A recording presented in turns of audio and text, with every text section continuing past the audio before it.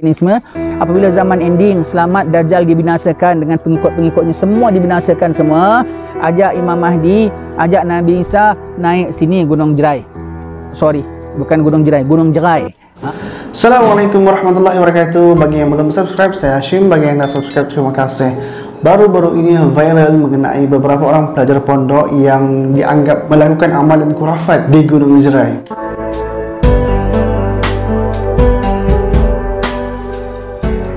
Jabatan Hal Ehwal Agama Islam Kedah JHEAIK sedang menyiasat video berkaitan amalan khurafat yang dilakukan di Gunung Jerayan yang ditular melalui aplikasi TikTok sejak beberapa hari lalu. Pengarahnya Datuk Muhammad Yusri Mak Daud berkata video berdurasi 1 minit itu menunjukkan perbuatan dilakukan beberapa individu dan pihaknya memandang berat kes berkenaan. Beliau berkata kes disiasat mengikut Seksyen 4 dan Seksyen 7 Enakmen Kesalahan Jenayah Syariah Kedah Darul Aman 2014 kerana kesalahan doktrin palsu, menghina serta menyebabkan dipandang hina agama Islam. Muhammad Yusri berkata pada masa sama JHEAIK melalui bahagian penyelidikan akan mengadakan siri penerangan di seluruh negeri itu berkaitan bahaya amalan khurafat kepada masyarakat. Dan apa yang saya lihat daripada diri saya yang lemah ni, mereka sebenarnya mengajar tentang adab, tetapi dilihat oleh kebanyakan orang mereka sebagai mengamalkan khurafat sebab kena ada syarat-syarat tertentu untuk masuk ke Gunung Jerai. Mereka cuba untuk memberitahu bahawa sebelum masuk tu kena ada adab lah macam tu. Wallahu a'lam. Jabatan Agama telah pun mengambil tindakan dan akan menyelidik perkara ini. Kita serahkanlah urusan ini kepada Jabatan Hal Ehwal Agama Islam Negeri Kedah. Sahabat semua, sebenarnya Gunung Jerai ini tidak asing dengan amalan khurafat sebab banyak perkara-perkara yang asing, perkara-perkara tidak tentu yang dilakukan oleh orang awam di Gunung Jerai dengan bertapa dan sebagainya, lakukan perkara-perkara yang tidak baiklah sebagaimana yang dikatakan oleh pegawai Hal Ehwal Agama sendiri di negeri. Untuk makluman tuan-tuan puan sekalian, di atas Gunung Jerai itu ada satu telaga yang dinamakan Telaga Tok Syekh. Sejarahnya panjanglah, iaitu Tok Syekh ni diambil daripada nama seorang ulama yang datang mengislamkan Sultan Kedah yang ke-9, Sultan Muzaffar Shah. Nama Syekh ni Syekh Abdullah Al-Qumairi. Jadi atas Gunung Jerai itu ada satu telaga dinamakan Telaga Tok Syekh. Di atas Gunung Jerai itu ramai orang yang pergi buat khurafat di Telaga Tok Syekh ni. Apa itu khurafat? Kepercayaan karut yang mendorong orang untuk melakukan amalan-amalan yang tentu ataupun percaya kepada perkara-perkara yang tertentu yang tidak berasaskan kepada ajaran Islam yang sebenar. Jadi khurafat ni dia boleh menyebabkan rosaknya akidah sebagaimana yang dinyatakan oleh menteri. Demikianlah dalam agama pun khurafat ni kalau kita percaya dia dan kita beramal dengan dia boleh merosakkan akidah dan yang paling parah dia boleh menjadikan seseorang tu syirik. Apakah amalan-amalan khurafat yang selalu kita kedengaran orang buat di Telaga Tok Syekh di Gunung Jerai ni? Berdasarkan kepercayaan karut. Di antaranya di Telaga Tok Syekh ni ada orang pi ambil air Telaga Tok Syekh tu minum kerana percaya air telaga tu boleh mengubat penyakit-penyakit yang tertentu.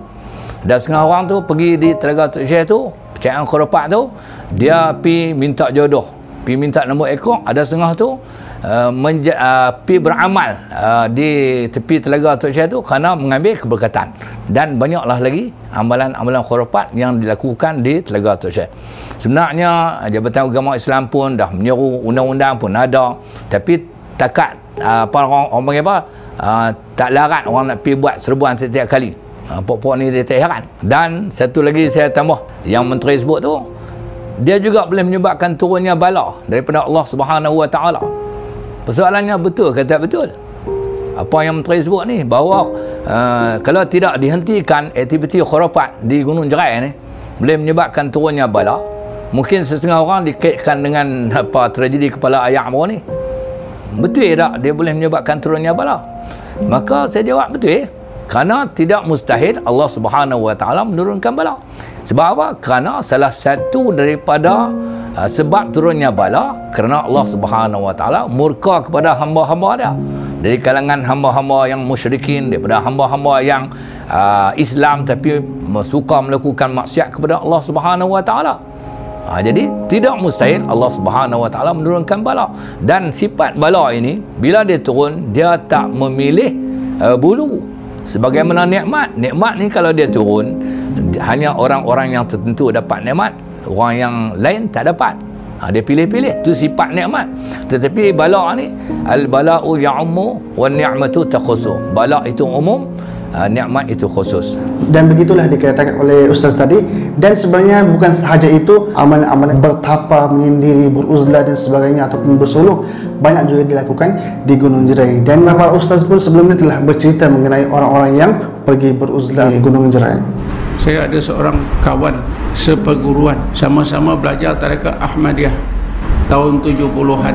Guru kami namanya Tuan Haji Said. Rakan saya ini daripada Kedah. Bila dia dah ambil tarekat Ahmadiyah, dia rajin berzikir, mengalahkan murid-murid lain.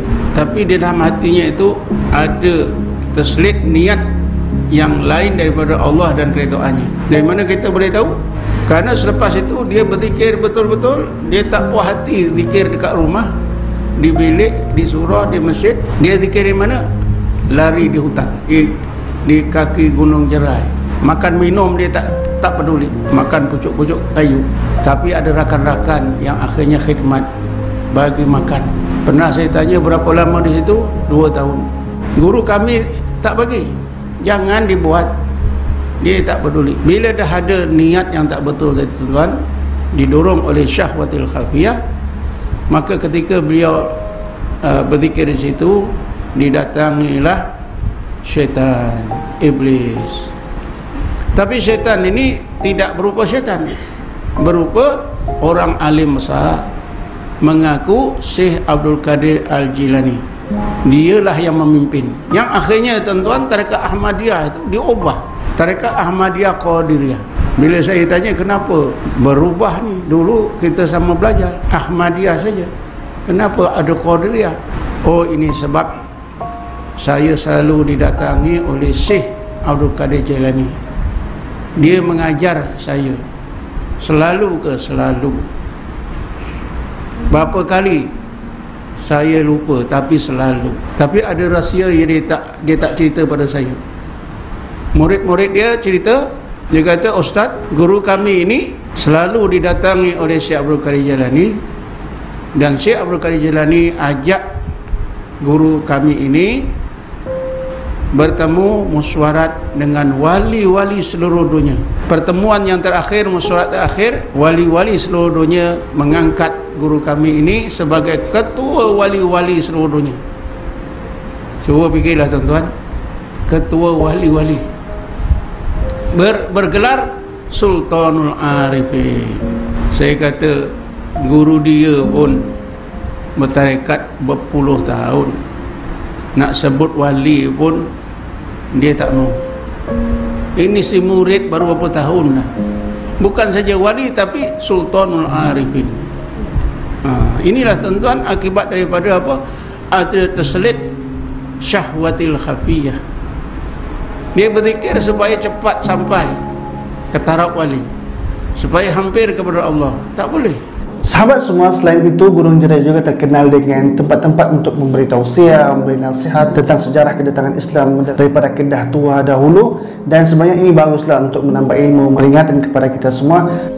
Tadi kami berada di puncak Gunung Jerai, tempat awal mula secara rasmi azan dilaungkan di situ. Tempat Syekh Abdullah Khumairi yang membuatkan tercengang akan Sultan Kedah pada waktu itu, Raja Kedah, sehingga baginda masuk Islam. Dan sekarang kita berada di telaganya. Diriwayatkan menjadi sebab terbukanya hati tuanku nak masuk Islam, memeluk agama Islam, kerana pada ketika itu Kedah sedang kemarau. Tambahan pula tuan puterinya sedang gering. Tetapi atas bukit ini boleh ada telaga. Ini telaga depan mata kita ni, tuan-tuan boleh nampak. Ambilkan gambar dia, tunjukkan.